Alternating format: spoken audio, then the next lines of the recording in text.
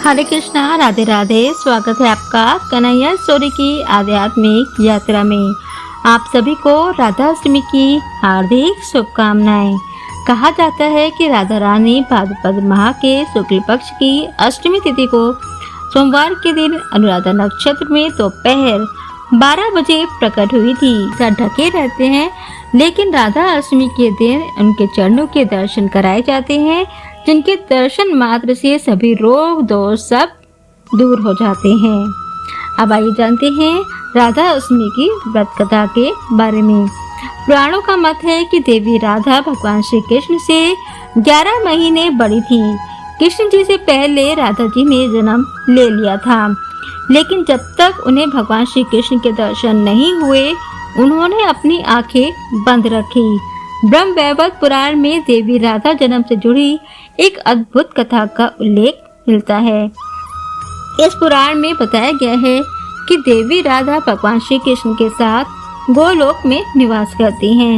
एक बार देवी राधा गोलोक में नहीं थी, तब श्री कृष्ण अपनी एक अन्य पत्नी विरजा के साथ विहार कर रहे थे। जब राधा जी को इस बात की सूचना मिली तो वह गोलोक लौट आई। उन्होंने विरजा को श्री कृष्ण के संग विहार करते हुए देखा तो कृष्ण जी को भला बुरा कहने लगी। राधा जी को क्रोधित देखकर विरजा नदी बनकर वहां से चली गई। कृष्ण जी को बुरा कहने पर श्री कृष्ण के सेवक और मित्र श्री दामा को क्रोध आ गया और उन्होंने देवी राधा का अपमान कर दिया। इससे देवी राधा और क्रोधित हो गई और उन्होंने श्री दामा को राक्षस कुल में जन्म लेने का श्राप दे दिया। श्री दामा ने भी आवेश में आकर देवी राधा को पृथ्वी पर मनुष्य के रूप में जन्म लेने का श्राप दे दिया।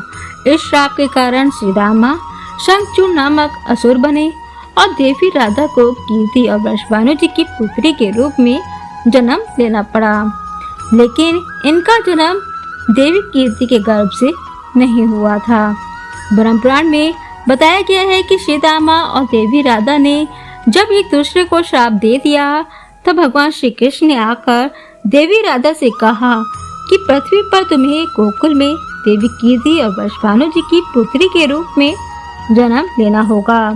वहाँ तुम्हारा विवाह रायण नामक एक वैश्य से होगा और सांसारिक तौर पर तुम रायण की पत्नी कहलाओगी। रायण मेरा ही अंश होगा। राधा रूप में तुम मेरी प्रिया बनकर रहोगी और कुछ समय तक आपका मेरा विच्छोह होगा। इसके बाद भगवान श्री कृष्ण ने कहा कि अब आप वृषभानु जी के घर में जन्म लेने की तैयारी करें। शास्त्रों के अनुसार कहा जाता है कि एक बार जब वृषभानु जी यमुना नदी पर स्नान करने गए तो यमुना जी बिल्कुल शांत थी और मध्यम मध्यम हवा चल रही थी एवं कोयल चहचहा रहे थे। यमुना जी में स्नान करते समय उन्होंने मन्नत मांगी कि उन्हें एक बेटी हो। पूजा करते समय यमुना जी से कमल का फूल निकला जो सोने की तरह से चमक रहा था। पास आकर देखा तो कमल का फूल खिल गया और इसमें एक छोटी सी बच्ची थी जो कि सोने की तरह से चमचमा रही थी और उसकी आंखें बंद थी। उन्होंने आसपास देखा तो कोई नहीं था। तब ब्रह्मा जी वहां प्रकट हुए और उन्होंने बताया कि आप पिछले जन्म में राजा सुचेंद्रा और आपकी पत्नी कलावती थी। आप दोनों ने 12 वर्षों तक तप करके श्री ब्रह्मा जी से राधा को पुत्री के रूप में प्राप्ति का वरदान मांगा था। फलस्वरूप द्वापर युग में आप राजा वृषभानु और रानी कीर्तिदा के रूप में जन्मे, दोनों पति पत्नी बने। उसी के फलस्वरूप आपको ये पुत्री प्राप्त हुई है। ऐसा कहकर ब्रह्मा जी वहां से अंतर्ध्यान हो गए। वृषभानु जी पुत्री को महल ले आए और माता कीर्तिदा की गोद में सौंप दिया। दोनों पति पत्नी का हृदय वात्सल्य से भर गया।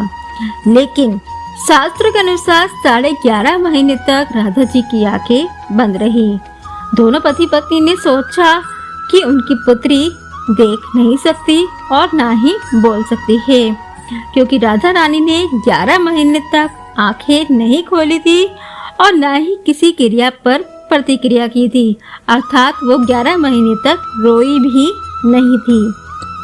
तभी नारद जी वहां प्रकट हुए और उन्होंने वृषभानु जी से राधा जन्म का उत्सव मनाने के लिए कहा और उसमें उनके मित्र नंद बाबा को सपरिवार बुलाने का सुझाव दिया।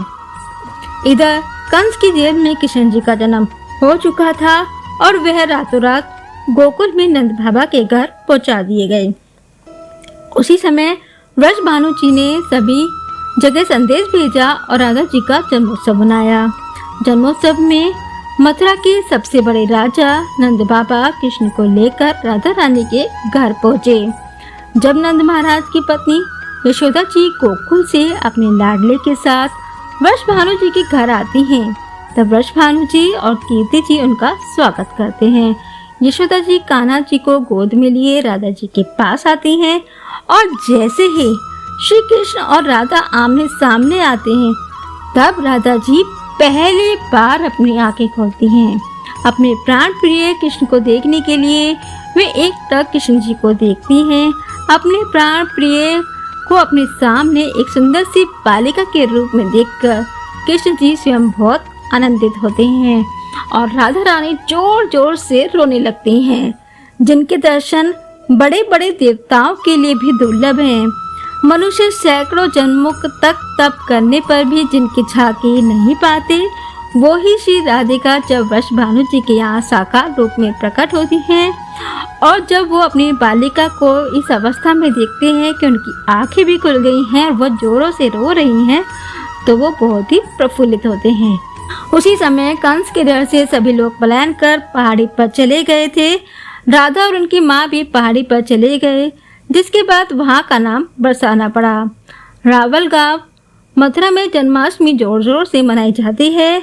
मान्यता है कि ये वही गांव है जहाँ राधा जी का जन्म हुआ था। यहाँ राधा जी का मंदिर है, जहाँ 5000 साल पहले यमुना बहती थी। रावल गांव में अब भी बगीचा है जिसका नाम राधा कृष्ण बगीचा है।